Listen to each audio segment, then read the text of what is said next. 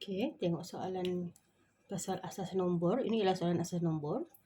Okay, Puan Maria mempunyai wang RM350520 asas 6 dan dia membahagikan wang itu kepada anak-anaknya, Ana, Anom dan Amni dengan nisbah 3, nisbah 5, nisbah 2. Hitung beza wang yang diterima antara Ana dan Amni dalam asas 3. Itu yang dia mahu.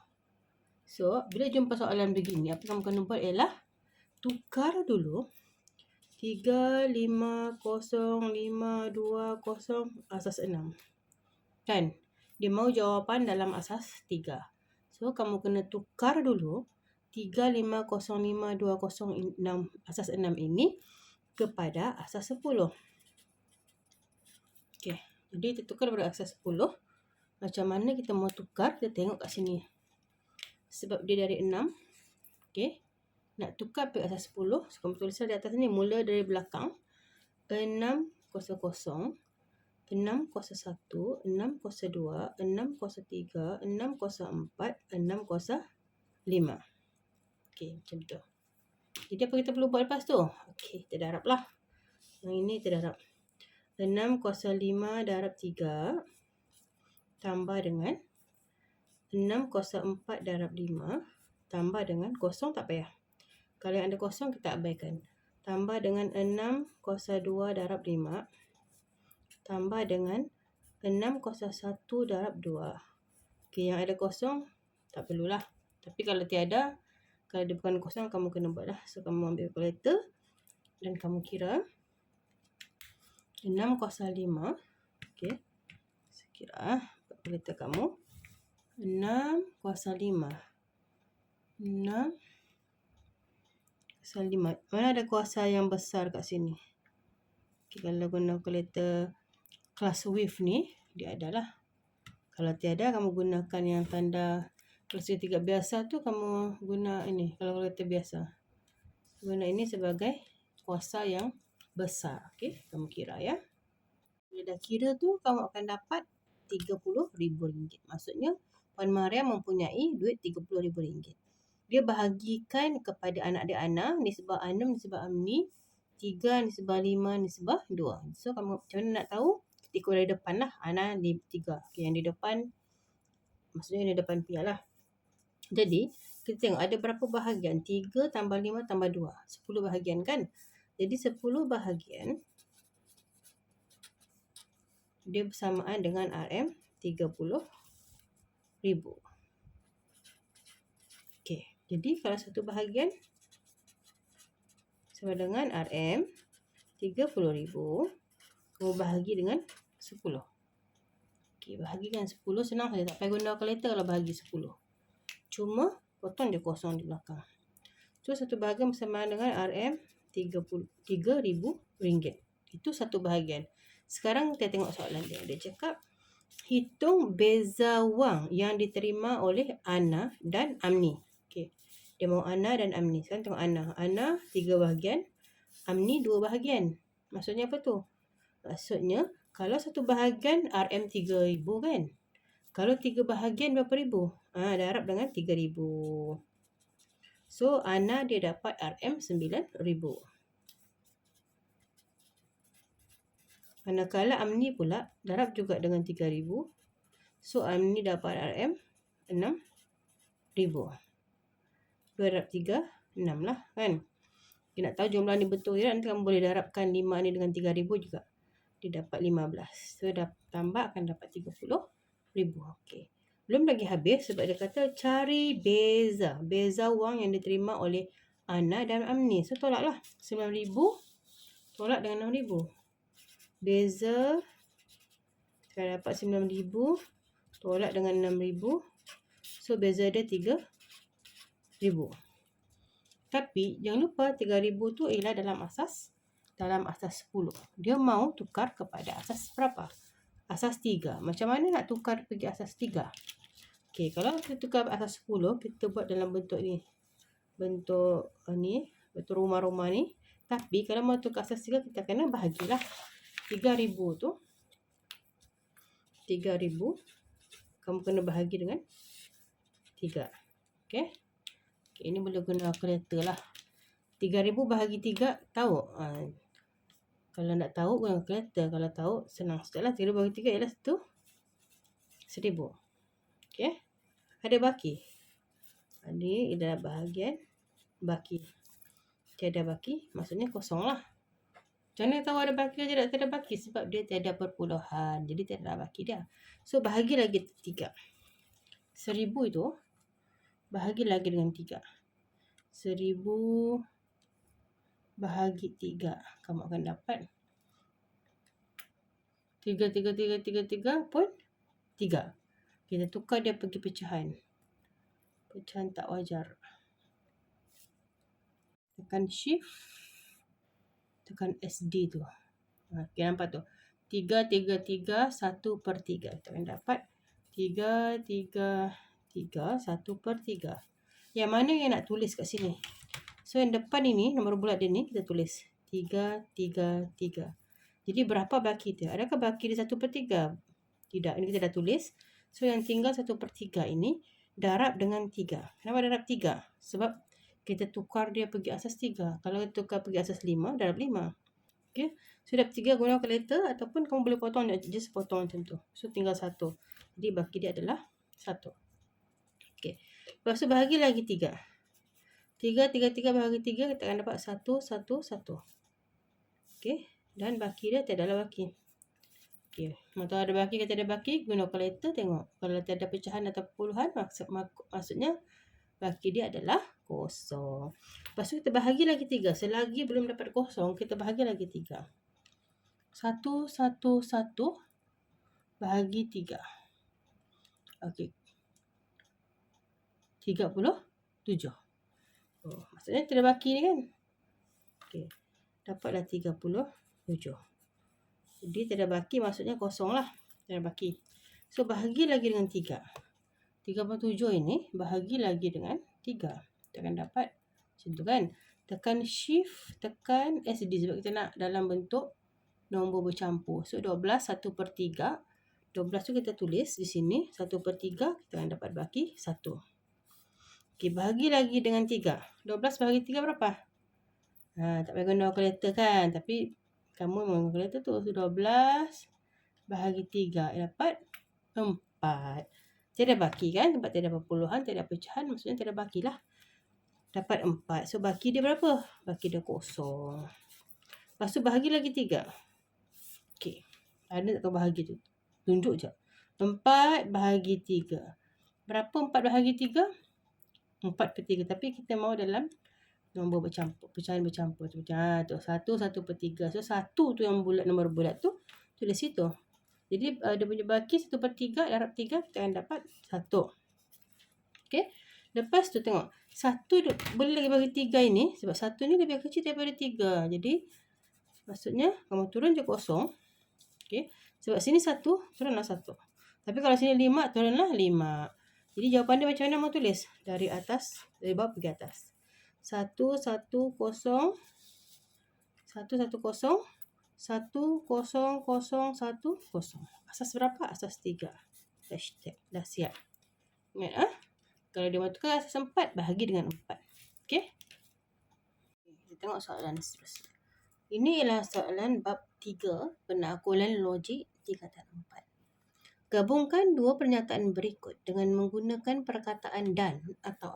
Dia sudah bagi jawapan sini. Sama ada kamu letakkan dan atau untuk membentuk satu pernyataan yang benar. Ingat ya? Jadi kerana kamu imbas kembali macam mana dan atau itu boleh menjadi benar atau palsu. Bila dan benar dan benar, dia akan jadi benar. Palsu dan benar, dia akan jadi palsu. Bila guna dan, kalau salah satu palsu, maka dia akan jadi palsu lah. Palsu dan palsu, dia akan jadi palsu. Berbeza dengan atau. Kalau benar atau benar, dia akan jadi benar. Palsu atau palsu, dia akan jadi palsu. Kalau sama-samalah. Tapi kalau salah satu adalah benar, maka dia akan jadi benar. Itu beza dan dengan atau.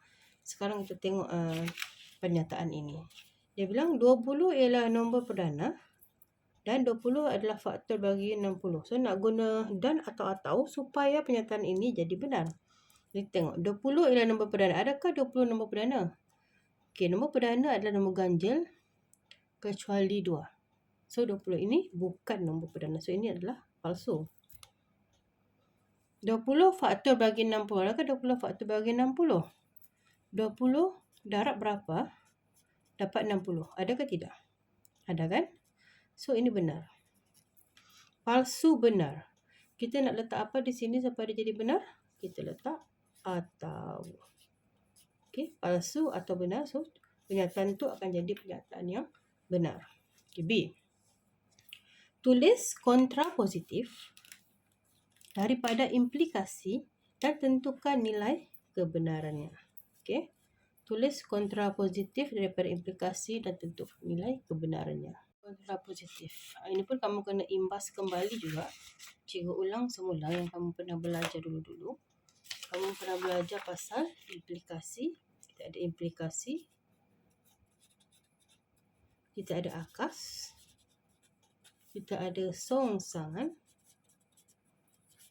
Dan kita ada kontrapositif. Ada 4 ya. Implikasi. Jika P maka Q. So akas adalah terbalikkan sahaja. Jika Q maka P. Okay, terbalikkan sahaja implikasi. Akas terbalikkan implikasi. Kalau songsangan, dia daripada implikasi tapi penafian.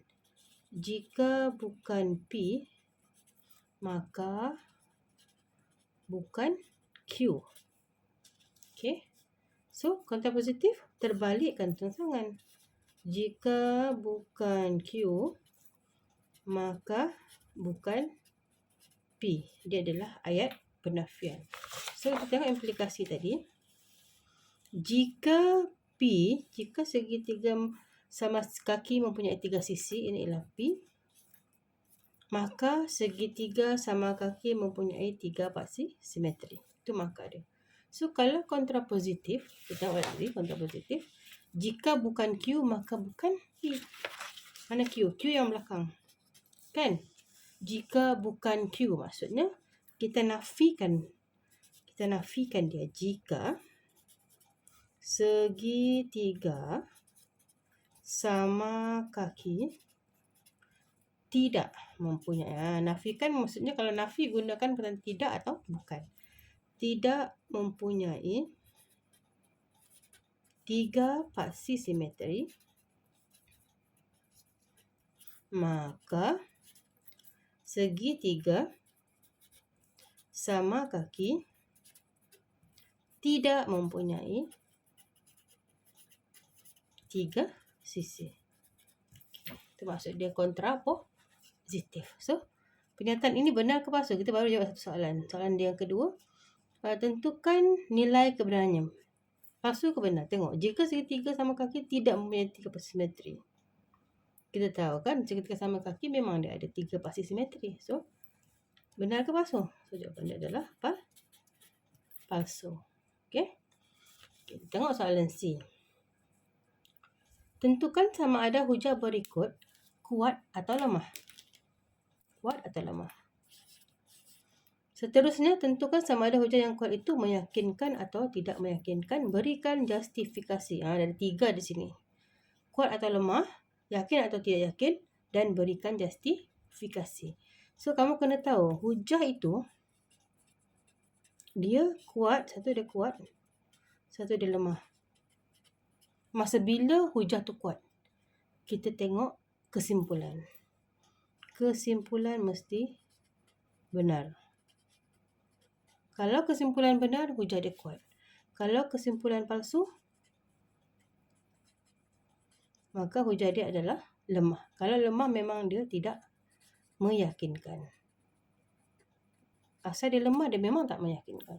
Tapi kalau dia kuat, dia ada 2. Satu dia meyakinkan, satu dia tidak meyakinkan. So, mana satu? Jadi, ini tengok premis. Kalau premis benar, dia meyakinkan. Kalau premis palsu, dia tidak meyakinkan. Kita tengoklah. Kita tengok premis dia. First, kita tengok dulu kesimpulan. Tengok kesimpulan. Hasil tambah 1 dengan keadaan 4 ialah nombor ganjil. Betul ke? 1 tambah 4 nombor ganjil kan? Betul kan? 1 tambah 4, 5 nombor ganjil. So, hujah tu benar. Bila hujah tu benar, maka hujah adalah kuat. Dan, okey, sekarang bila kuat, dia ada 2. Sama ada meyakinkan atau tidak meyakinkan. So, tengok premis. Adakah semua premis tu benar? 1 tambah 4, 5 benar. 1 tambah 5 pun benar.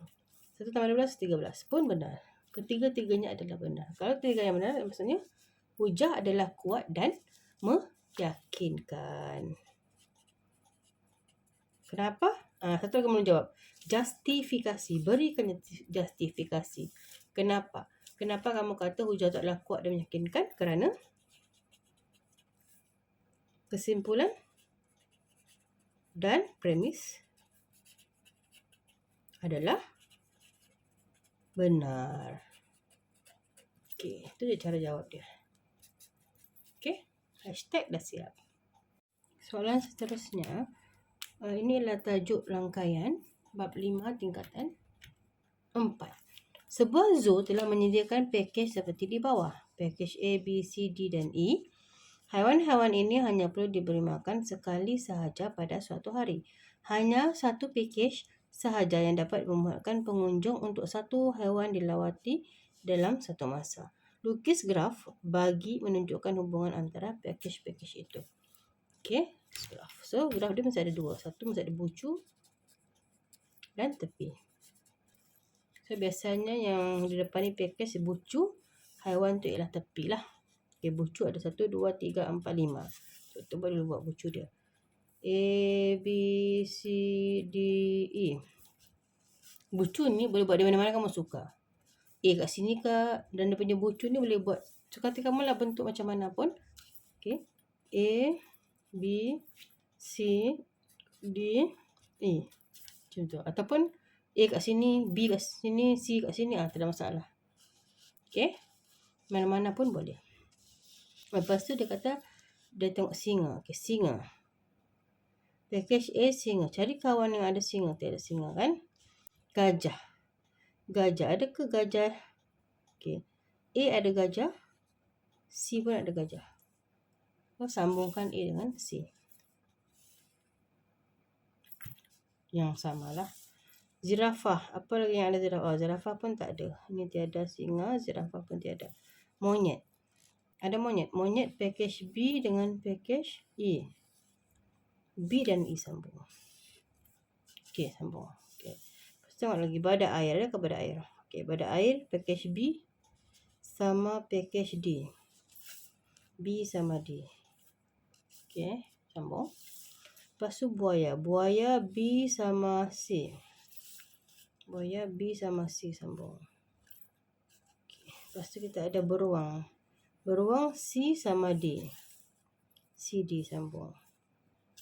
Tu. Lepas tu kita ada ular. Ular D dengan E. Okay, betul lah. Kangaroo tiada kan? Tak payah lah. Jadi itulah jawapan dia. Bentuknya macam ni. Tapi kalau kamu buat bucu di tempat lain, lainlah bentuknya. Okay, itu saja jawapan dia.